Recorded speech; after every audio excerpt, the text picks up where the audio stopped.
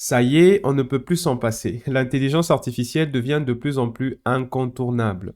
Et dans cette vidéo, je vous propose de découvrir Symfony AI, qui est une nouvelle initiative dans le même ordre d'idée que Symfony UX, qui va nous apporter des composants que nous allons intégrer dans nos applications Symfony pour justement avoir des fonctionnalités relatives à l'intelligence artificielle.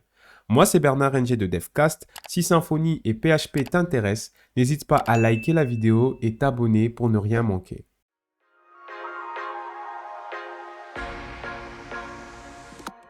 Avant de commencer, je tiens à préciser que mon objectif avec cette vidéo, c'est de vous introduire aux concepts théoriques qui sont importants de comprendre pour développer vos applications Symfony avec un soubassement d'intelligence artificielle. On ne va donc pas coder un chatbot ou quelque chose dans ce genre-là dans cette vidéo. Symfony AI est encore en développement. Je ne voudrais pas faire une vidéo qui va forcément être obsolète dans quelques semaines. J'espère qu'on aura une version expérimentale d'ici Symfony 7.4, ça veut dire en novembre prochain. Symfony AI, c'est un peu comme Symfony UX, mais pour l'intelligence artificielle. Ça va nous permettre d'avoir des composants haut niveau et bas niveau qui vont nous permettre de créer ou d'intégrer facilement de l'intelligence artificielle. Ce genre d'initiative, il y en avait déjà. Il y avait PHP LLM, si vous connaissez, qui a été archivé, qui est en fait devenu Symfony AI. Il y avait aussi LLFan, mais le problème que j'avais particulièrement avec cette librairie, que j'ai toujours parce qu'elle est toujours maintenue, comme vous pouvez le voir, c'est que l'abstraction n'était pas bien pensée dès le départ et on a un fort couplage avec OpenAI. Donc, c'est vrai qu'ils ont rajouté très récemment le support des autres plateformes, mais au départ, c'était vraiment pensé pour OpenAI et c'est pas vraiment évident à utiliser de manière générique. Et en partant de là, ça m'avait poussé personnellement à développer mon propre framework qui s'appelle Luga et qui offre une API unifiée pour communiquer avec ces différents providers. L'idée est simple, on a un client. Vous précisez tout simplement le provider et le client, il a la même interface pour tous les providers. Ce qui fait que si vous voulez générer des embeddings, on va voir qu'est-ce que c'est dans quelques instants, avec Google ou avec OpenAI, vous aurez le même bout de code. Avec Symfony, ça serait très facile de faire de l'injection de dépendance et donc changer de provider juste avec de la configuration par exemple. C'est très important d'avoir cette flexibilité-là. Donc, c'est dans cet ordre d'idées que Symfony AI est conçu. Il est conçu pour vous donner une abstraction de ces plateformes d'intelligence artificielle pour qu'il n'y ait pas de vendor locking. Le vendor locking, c'est une situation dans laquelle vous vous retrouvez, vous ne pouvez pas changer le fournisseur de services, que ce soit dans le cloud ou que ce soit avec les plateformes d'intelligence artificielle. Il y a donc plusieurs composants que nous allons utiliser et deux bundles qui seront disponibles pour nous. Avant d'aller plus loin, commençons par la base. Qu'est-ce que c'est qu'un modèle? Vous le savez très certainement parce que vous en utilisez chaque jour. Des modèles, il y en a plusieurs et les différentes plateformes nous offrent différents modèles pour des tâches différentes. Vous avez les LLM classiques qui génèrent du texte, les modèles de diffusion qui génèrent des images, des modèles TTS, Text to Speech, qui prennent en entrée du texte et génèrent de l'audio, etc., etc. Pour ce différent modèle, on a en entrée ce qu'on va appeler un prompt. Un prompt, c'est tout simplement une instruction. C'est qu'on attend du modèle. Qu'est-ce qu'il doit générer? Et il y a plusieurs façons de structurer ces prompts. Vous avez les prompts instructions, juste une simple instruction. Few shots, quelques exemples dans votre instruction. Zero shots, aucun exemple. Vous allez tout simplement compter sur les données d'entraînement. Chain of thought, qui s'est popularisé avec des modèles de type reasoning que nous allons voir aussi prochainement. Et pour tous ces modèles, il y a des paramètres que vous pouvez préciser pour influencer comment est-ce que le token suivant, le mot suivant est généré. Vous êtes sans ignorer que ces modèles prédisent le mot suivant en tenant compte du contexte, ça veut dire en tenant compte de l'entrée. Et les différents modèles, vous les connaissez déjà, donc je vais passer un peu vite et vous parler des architectures qui sont faisables et les cas d'utilisation entreprise qu'on aura avec de l'intelligence artificielle dans nos applications. Il faut aussi savoir que ces modèles peuvent prendre en entrée différents types de modes. On parle de modèles multimodal. Il y a des modèles qui vont accepter du texte, des fichiers, de l'audio, voilà, des images en entrée. Il y a des modèles qui sont spécifiques à un seul mode, à une seule entrée, à un seul type d'entrée. Comme Whisper qui va prendre en entrée uniquement de l'audio et qui va générer du texte. Ou je pense que c'est du texte qui génère de l'audio. Bref, il va prendre en entrée un seul type de données et va générer un seul type de données en sortie. Soit ça sera de l'audio, soit ça sera du texte, je pense. Après, vous avez des modèles qui peuvent générer du texte, des images, de l'audio et en surplus qui peuvent streamer ces réponses-là. Ça veut dire que vous n'aurez pas la réponse directement, mais vous l'aurez morceau par morceau jusqu'à ce que vous arrivez à la fin. Quelque chose que nous allons beaucoup utiliser, ce sont les sorties structurées.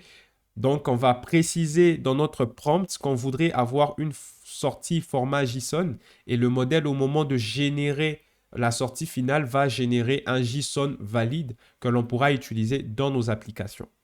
Ça, c'est la base que nous connaissons tous et que nous utilisons tous les jours avec des applications comme ChatGPT, etc., etc. Mais lorsqu'on développe nos propres applications, vous allez très vite vous rendre compte qu'on aura des limitations en termes de connaissances. Si vous êtes en entreprise, par exemple, le modèle que vous allez utiliser n'a pas conscience de ce qu'il y a dans votre base de données. Il faut trouver un moyen de rajouter ce contexte-là au moment de générer la réponse. Plusieurs façons de le faire. Soit vous faites du fine-tuning, c'est tout simplement réentraîner le modèle en intégrant vos données propres, ce qui peut être très coûteux. L'autre façon qui est beaucoup plus accessible et qu'on va vraiment utiliser dans des applications en entreprise ou dans vos applications personnelles, ça serait de rajouter du contexte lorsqu'il faut générer la réponse finale. Il y a plusieurs façons de le faire et une façon simple, c'est d'utiliser des function calling ou des tool calling. Qu'est-ce que c'est? L'idée est simple. Vous allez associer une définition de fonction à l'entrée que vous allez fournir au modèle. On va voir comment ça s'est défini avec Symfony AI dans quelques instants. L'idée est que le modèle, en tenant compte de la requête ou du prompt qui a été fourni et de la définition des différentes fonctions que vous allez lui fournir, va décider si oui ou non il faut exécuter une fonction pour avoir un résultat. Si ce modèle décide qu'il faut exécuter une fonction, dans la réponse du modèle, vous aurez besoin d'exécuter la fonction. Votre application va exécuter la fonction. Je vous donne un exemple concret. Supposons que vous êtes une boîte e-commerce et vous voulez que vos clients, à partir de leur numéro de commande, puissent savoir le statut de leur commande. Donc, dans ces cas d'utilisation, l'utilisateur va demander quel est le statut de ma commande 1, 2, 3. Le modèle va comprendre que pour répondre à cette question, il faut qu'il utilise la fonction get command status, par exemple. Il va exécuter il va demander l'exécution de cette fonction. Votre application va exécuter cette fonction. Elle va aller chercher dans la base de données la commande qui a le statut 1, 2, 3 et va retourner le résultat au modèle. Et au moment de générer la réponse, le modèle va tenir compte de ces résultats et va dire voilà, le statut de la commande 1, 2, 3 est tel, merci pour votre confiance, etc. etc. Donc, function calling, ça sera très utile dans nos applications type entreprise. Si vous travaillez dans une boîte ou si vous voulez créer un SaaS, c'est le genre d'outil qu'on va beaucoup utiliser. Mais la première limitation est que parfois, la connaissance qu'on a est énorme et on voudrait mettre ça en cache, entre guillemets. Plutôt que faire une requête à chaque fois et exécuter la même fonction plusieurs fois, on pourrait créer ce qu'on appelle une base de connaissances. Pour créer cette base de connaissances, on aura besoin d'un deuxième type de modèle qui sont des modèles de type Vector Embeddings. L'idée ici, c'est qu'à partir d'un texte ou une image, ou peu importe, il y a des modèles d'embeddings qui supportent plusieurs modalités, comme je l'ai expliqué, mais de manière générale, ça sera du texte. On pourrait générer un vecteur qui représente ce texte. Alors, le vecteur, il va encoder la sémantique ou la signification de ce texte-là. Ce qui voudra dire qu'on pourra mettre ensemble tous les textes qui se ressemblent de manière sémantique. C'est très utile lorsqu'on veut faire des moteurs de recherche, par exemple, sémantiques, plutôt que des moteurs de recherche basés sur matching de mots-clés. Donc voilà, et vous pouvez préciser une dimension de vecteur. Cette dimension doit être la même parce qu'on va stocker ces vecteurs un peu plus tard dans une base de données spécialisée. Ce sont des bases de données vectorielles. Et on peut préciser quel format on voudrait en sortie. Généralement, c'est une liste avec des floats, mais on peut aussi vouloir encoder ça en base 64 si vous voulez. Des modèles, il en existe plusieurs et c'est quelque chose qu'on va beaucoup utiliser lorsqu'on va créer des chatbots type RAG. Je vais vous expliquer, ne vous en faites pas, de quoi il s'agit. Bien, avec cette façon de générer des vecteurs ou encore des embeddings, on peut les stocker en base de données pour créer une base de connaissances. La base de connaissances ou encore knowledge base, on aura besoin de plusieurs composants. Tout d'abord, un loader. Le loader va permettre de charger de la connaissance à partir, par exemple, des fichiers qui sont sur votre disque, qui sont sur un storage S3 ou qui sont dans une base de données. Optionnellement, on peut vouloir transformer les fichiers que vous avez, si c'est des PDF, les transformer en texte. Voilà, si c'est des documents Word, les transformer aussi en texte. Parfois, les documents sont très lents et on ne peut pas directement les fournir à un modèle pour générer des vecteurs parce qu'une caractéristique de chaque modèle, c'est que vous avez une limitation en termes de contexte et en termes d'entrée. Je pense qu'aujourd'hui, les modèles les plus performants d'Embeddings ont en entrée 2048 tokens maximal. Donc, vous ne pouvez pas dépasser cette limite-là. Sinon, le vecteur que vous allez générer soit ne sera pas très qualitatif, soit tout simplement le modèle ne va pas supporter. Et même pour les différents modèles de texte, vous avez une limite à l'entrée. On parle de context window qui va tenir compte des tokens que vous avez à l'entrée et des tokens qui seront générés. Les deux doivent être contenus dans cette context window. Je pense que pour Gemini, on a 1 million de tokens en termes de contexte, ce qui fait que vous pouvez avoir tout un livre dans le modèle et générer des réponses qui sont assez pertinentes. Et chaque modèle, chaque provider vous offre des contextes windows qui sont différentes. Important à comprendre parce qu'en entreprise, on peut avoir des très gros documents. On ne pourra pas les fournir directement à un modèle pour traitement. Il faudra les subdiviser en plusieurs petits morceaux et les indexer petit à petit ou étape par étape. Bien, une fois qu'on a le document format texte, on peut l'indexer. L'indexeur ici, il va jouer deux rôles. Il va utiliser un modèle d'embeddings, c'est que j'ai expliqué précédemment avec des vecteurs, et va les stocker dans un vector store. Symfony AI nous offre une abstraction entre un text document, qui est le document brut, et un vector document. Le vector document va non seulement contenir le texte ou le contenu du text document, mais il pourra aussi optionnellement avoir des métadonnées. Dans les métadonnées, vous pouvez rajouter l'ID, la date, l'auteur, le département, ces genres d'informations qui seront utiles lorsque ce document sera récupéré pour générer une réponse un peu plus tard. Alors, ces vector documents sera stocké dans un vector store et des vector stores, vous en avez plusieurs, ChromaDB, Meilisearch, MongoDB. Vous avez aussi Postgres avec l'extension pgvector qui vous permet de stocker des vecteurs en base de données. Et avec ces vecteurs, on pourra les récupérer un peu plus tard. Donc, une fois qu'on a notre base de connaissances, on peut faire ce qu'on appelle du RAG. Le RAG, c'est tout simplement Retrieval Augmented Generation. L'idée est que dans une configuration chatbot, l'utilisateur peut poser une question. Cette question sera vectorisée, rappelez-vous, avec notre modèle d'embeddings. Donc, on aura un vecteur qui représente la sémantique de la question. Et on peut faire une recherche par similarité vectorielle dans notre vector store qui contient déjà tous les documents qui sont importants dans notre cas d'utilisation. Si vous voulez créer un chatbot pour l'assistance ou le support, donc vous prenez tout ce qu'il y a comme document dans votre entreprise qui explique certaines procédures, certains process, vous les vectorisez et quand un utilisateur pose la question, on peut comparer avec des fonctions de similarité, de distance des vecteurs et voir quels sont les vecteurs qui se rapprochent le plus de la question de l'utilisateur.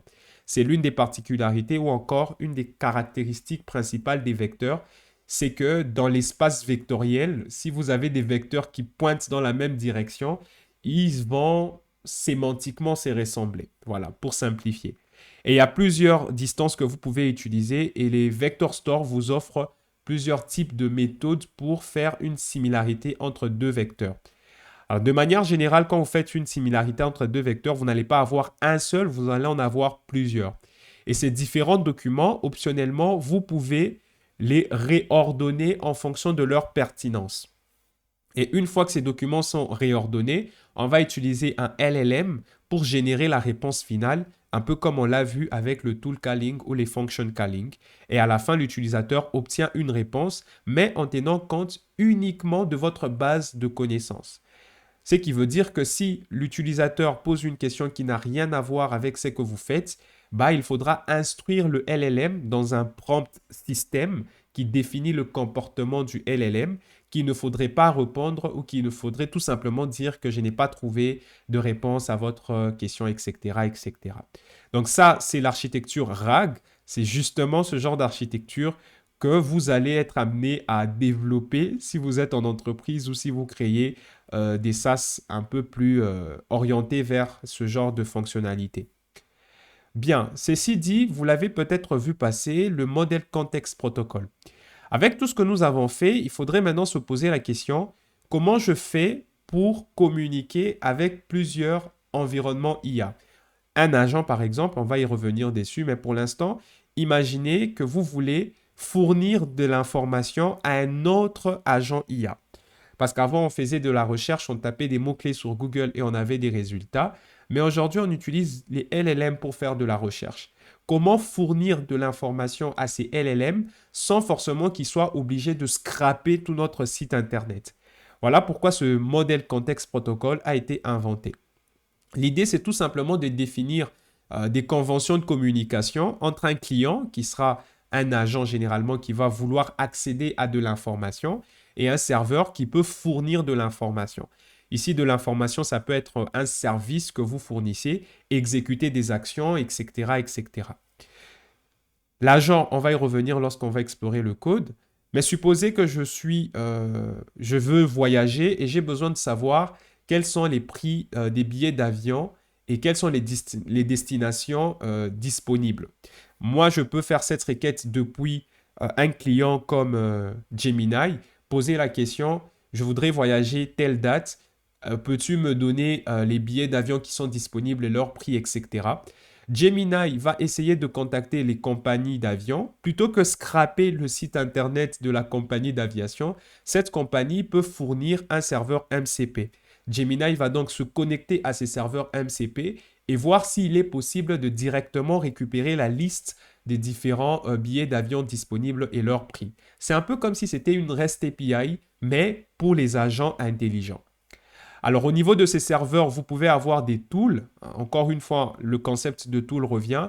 Et ces tools peuvent effectuer différentes actions, peuvent récupérer de la donnée en base de données, peuvent contacter un service extérieur en utilisant par exemple l'architecture RAG qu'on a vue auparavant. Ils peuvent exécuter des actions sur votre système. Par exemple, avec Symfony Console, vous pouvez avoir un tool qui exécute une commande en console et vous pouvez récupérer des fichiers sur le système, etc., etc. Donc, les possibilités sont énormes à ce niveau-là.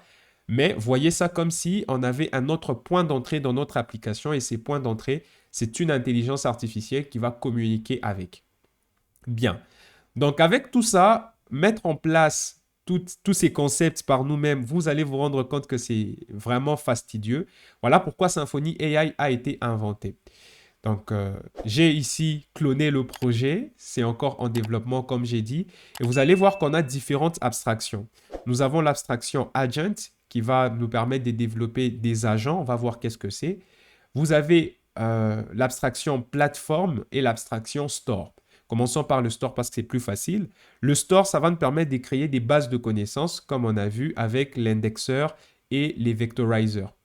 Donc, on a une simple interface Storage Interface ou encore Store Interface qui va tout simplement définir une fonction add et va prendre en paramètre un document vecteur. Plusieurs documents en soi. Ici, c'est un spread operator, donc plusieurs documents en même temps et on pourrait les ajouter à un vector store. Ensuite, vous avez l'interface vector store qui va permettre de récupérer des données qui sont stockées dans notre vector store. Alors, pour faire cette requête, encore une fois, c'est de la similarité vectorielle. On donne un vecteur d'entrée qui peut être la question de l'utilisateur qui a été vectorisé et un score de similarité. Ça à vous de préciser, mais c'est optionnel. Et cette fonction va nous retourner les documents qui sont similaires à ces vecteurs-là. Et ensuite, vous pouvez faire ce que vous voulez. Donc, le vector store, c'est tout ce qu'il va faire. Il va vous permettre de rajouter des documents dans une base de données vector store et de récupérer ces informations. Vous avez déjà des implémentations et vous pouvez voir les différentes distances qui seront utilisées pour récupérer ces informations. Après, vous avez l'indexeur. L'indexeur, c'est tout simplement une classe qui va prendre un vectorizer. Le vectorizer va utiliser une plateforme et un modèle d'embeddings pour générer des embeddings et un store pour stocker le vecteur qui sera généré. Alors, lorsque vous avez index, il prend en paramètre un document de type texte. Vous pouvez aussi optionnellement définir la taille du chunk. Si c'est un très gros document, on va pouvoir le subdiviser en plusieurs petits documents. Alors, dans cette implémentation, vous allez voir qu'à un certain moment, on vectorise le document, le chunk du document, et c'est ce chunk qu'on enregistre dans notre base de données. Et après, vous pouvez récupérer ces informations un peu plus tard. Côté document, on aura des transformers. Le chain transformer va vous permettre de mettre ensemble plusieurs transformers. Un exemple de transformer, c'est le text split qui va permettre de prendre un gros texte et le subdiviser en plusieurs petits textes. Mais on peut avoir d'autres transformers qui seront certainement ajoutés un peu plus tard, comme transformer un PDF en texte, convertir des fichiers, etc. Les loaders, ici pour l'instant, on n'a qu'un seul text file loader, mais imaginez qu'on pourrait avoir de AWS file loader, etc., etc. Le bundle est encore en développement et je suis très sûr que ce sont des fonctionnalités qui vont être rajoutées un peu plus tard. Donc voilà tout pour la partie store et voilà comment Symfony AI va nous aider à avoir une interface qui est beaucoup plus haut niveau pour gérer ce genre de cas. Encore une fois, vous voyez qu'on n'a aucune dépendance avec un provider comme OpenAI ou Google Gemini. On a juste une implémentation générique et derrière, on peut utiliser une plateforme différente. L'autre composant qui est important à comprendre, c'est le composant plateforme. Le composant plateforme va offrir une abstraction d'un fournisseur de services IA. Ce fournisseur peut être entreprise comme OpenAI ou tout ce qui existe, ou un fournisseur open source ou encore qui offre de l'inférence locale.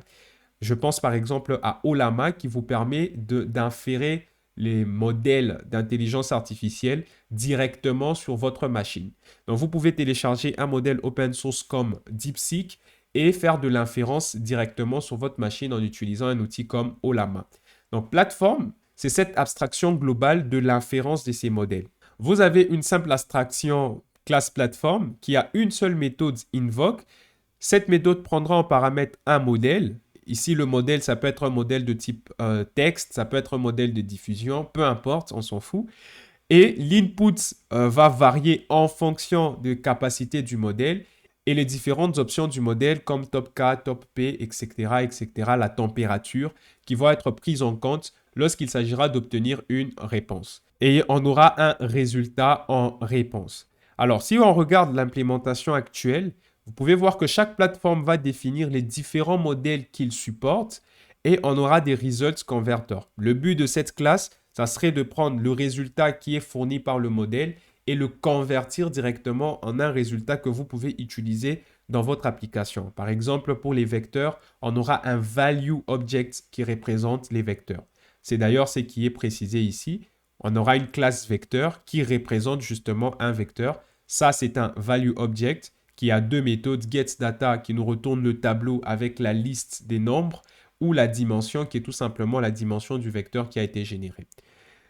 Donc, plateforme, c'est une abstraction assez simple qui va tout simplement prendre les différents modèles qui sont supportés, les results converters et les contrats. Le contrat, c'est l'abstraction des calls API qu'il y aura. Et vous pouvez voir dans la méthode invoke que je peux créer un payload pour contacter le service. Et cette payload, comment est-ce qu'il est défini? Quels sont les paramètres à rajouter? Sera défini par le contrat associé à cette plateforme-là. Donc, au niveau de l'abstraction, c'est plutôt bien pensé. Si on fait le comparatif avec ce que moi je faisais très rapidement, vous allez voir qu'il y a une forte différence. Si je reviens sur Luga, à mon niveau, dans la partie SRC, vous allez vous rendre compte que pour moi, le provider, c'était tout simplement une simple classe avec une énumération. Et j'avais au niveau des services, différents clients pour chaque provider. Alors, si on prend par exemple le Google Client, ce Google Client, il est implémenté as embedding support, as completion support. Et ça, c'est ce qu'on appelle des capacités qui vont définir qu'est-ce que le modèle supporte comme modèle. Bon, cette implémentation, elle est limitée parce que pour chaque capacité, vous êtes obligé de créer une interface et ce n'est pas très généralisable. Donc, du côté Symfony AI, l'option qu'ils ont choisi d'avoir un contrat pour chaque plateforme, ça facilite la tâche et ça permet d'avoir des fonctionnalités spécifiques à des plateformes tout en gardant une interface qui est générale et interchangeable. Ensuite, vous avez le modèle Client Interface qui va tout simplement avoir une méthode support dont vous précisez le modèle et l'implémentation devra préciser si elle supporte le modèle ou pas. Ensuite, une méthode request qui prend le modèle, le payload et les différentes options. Alors, si on regarde Result Converter, il va prendre est-ce qu'il supporte le modèle parce que parfois, vous pouvez avoir une image qui est générée. Cette image, lorsqu'elle est renvoyée à votre serveur, elle sera renvoyée en base 64 et vous pourrez directement convertir ce base 64 vers du binaire ou vers une image ou stocker directement un fichier image sur votre serveur par exemple. Donc cette méthode convert prendra le résultat qui est le raw result, donc la réponse brute de l'API et pourra le convertir en quelque chose d'exploitable au niveau de votre application. La partie tooling, c'est tout simplement les function calling que je vous ai présenté en début de vidéo. Vous avez un nom, la description et les différents paramètres que vous pourriez passer à votre fonction et un contexte d'exécution. Donc, ces fonctions seront liées à une instance ou à une classe dans votre application qui vont exécuter justement du code lorsque le modèle en aura besoin. Ensuite, vous avez la partie résultats. Je ne vais pas entrer dans les détails parce que c'est tout simplement les résultats retournés par le modèle. Vous avez des résultats de type toolcall et vous pouvez les formater, etc., etc. Bien, pour la plateforme, vous avez directement des bridges qui sont implémentés et vous pouvez voir qu'on a par exemple Ollama. Et sur Ollama, on a Ollama Model Client qui va préciser quels sont les différents modèles qu'on supporte. Et ici, les modèles qu'on supporte peuvent être de type Llama. Et en regardant un peu comment est définie cette classe, vous avez les différents modèles Llama qui sont supportés. Bien. Et une classe modèle, tout ce qu'elle définit, c'est le nom, les capacités de ce modèle et les différentes options. Parmi les capacités, ce sont les entrées et les sorties. Et c'est très bien précisé au niveau de cette énumération. Donc, vous avez des modèles qui peuvent prendre en entrée de l'audio, de l'image, des messages et qui peuvent en sortie produire de l'audio, de l'image, du streaming, etc., etc. Donc, Symfony AI va tout simplement créer cette abstraction pour que ça soit beaucoup plus facile pour nous d'utiliser ce genre de composants. Donc, voilà pour la plateforme. Plateforme va créer l'abstraction de contexte d'exécution ou de l'inférence de ces modèles-là. Ensuite, nous avons la partie agent. L'agent, voyez ça comme un logiciel qui est autonome, qui va être capable, en fonction des instructions que vous lui avez données, utiliser les différents outils pour arriver à un résultat.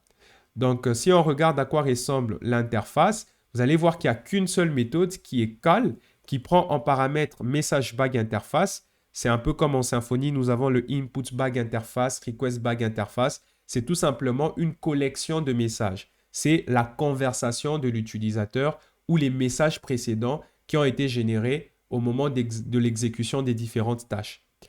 Ensuite, vous avez les options que vous pouvez passer à votre agent et Result Interface qui est fourni par la plateforme comme on l'a vu précédemment. L'avantage avec ça, c'est qu'on a la partie chat où vous pouvez demander à un agent d'effectuer une certaine tâche et il va pouvoir utiliser différents tools, différentes fonctions que vous allez définir en amont. Par exemple, vous pouvez demander à un agent de chercher de l'information sur Internet. Pour qu'il puisse être capable de chercher de l'information sur Internet, il faudra définir un tool, une fonction qui va utiliser un moteur de recherche, par exemple Brave avec une API. Si vous regardez dans le dossier Toolbox, vous avez déjà des implémentations des tools que vous pouvez utiliser. Par exemple, pour Brave, on aura l'attribut asTool qui définit le nom de la tool et sa description. Et ici, vous pouvez voir que ça permet tout simplement d'utiliser l'API de Brave pour faire une recherche avec un moteur de recherche. Et il y en a plusieurs. Vous pouvez récupérer la météo, vous pouvez récupérer des textes sur Wikipédia, vous pouvez transcrire une vidéo YouTube et vous pouvez développer vos propres tools qui sont par exemple utiles dans le contexte de votre métier. Si vous êtes un e-commerce, vous aurez des tools pour vérifier le statut d'une commande, vérifier si l'utilisateur a payé, etc., etc. Donc, l'imagination ici sera votre meilleur ami, mais les possibilités sont énormes. Voilà donc pour la partie agent et vous pouvez combiner plusieurs agents pour arriver à des résultats plutôt intéressants. Avec ça, la seule chose qu'on n'a pas encore vue, c'est le protocole MCP, donc Model Context Protocol. Et ici, Symfony vous offre les deux options, soit implémenter la partie client qui va contacter et obtenir des résultats d'un serveur MCP, soit d'implémenter la partie serveur qui va fournir justement des services et des données. Et donc, vous pouvez voir comment ça se fait. Je ne vais pas entrer dans les détails. Il y a déjà plusieurs vidéos qui en parlent. Sauf que ici, c'est l'implémentation dans une application Symfony. Au-delà de tout ça, nous avons les deux bundles. L'IA Bundle qui va permettre de configurer facilement avec la configuration YAML et le container d'injection de dépendance tout ce qui est plateforme, tout ce qui est vector store, etc., etc. Et le MCP Bundle qui va vous permettre de rajouter facilement ces fonctionnalités au niveau de vos applications. Donc voilà en gros à quoi il faut s'attendre pour Symfony AI qui va bientôt arriver. Et vous avez dans le dossier exemple quelques exemples. Prenons par exemple pour la partie store, vous avez le document splitting. Donc on peut avoir un text loader qui va loader les documents qui sont stockés sur un fichier. Ensuite, on peut les subdiviser, etc., etc. Donc si on peut voir comment utiliser Ollama, on crée une plateforme de type Ollama en précisant l'URL de votre instance Ollama. Vous précisez le modèle que vous voulez utiliser. Ensuite, vous créez un nouvel agent qui va être basé sur cette plateforme Ollama et qui va utiliser ce modèle. Le message back, comme je l'ai dit, c'est l'historique des messages. Vous commencez par un prompt système qui va définir le comportement, la personnalité du chatbot et un message qui est le prompt de l'utilisateur que l'utilisateur va certainement taper pour qu'il puisse obtenir une réponse. Et pour obtenir cette réponse, sur l'agent, vous appelez la méthode call, etc., etc. Donc, je vous laisserai regarder. Il y a des très fortes chances que ça change entre-temps. Donc, c'est encore en développement. L'idée de cette vidéo, c'était de vous fournir un aperçu global de qu'est-ce qu'il faut savoir, quels sont les concepts importants à comprendre pour pouvoir développer vos propres applications un peu plus tard. Alors, si vous voulez un exemple, mais qui n'est pas basé sur Symfony AI, vous avez sur mon GitHub, je mettrai le lien en description, RAG LLM Benchmarker, qui vous permet de voir comment c'est implémenté dans un projet Symfony. Donc voilà tout pour cette vidéo. Dites-moi en commentaire quelles sont les fonctionnalités que vous attendez avec impatience pour ce nouveau set de composants qui va bientôt arriver. Et moi, je vous dis à la prochaine.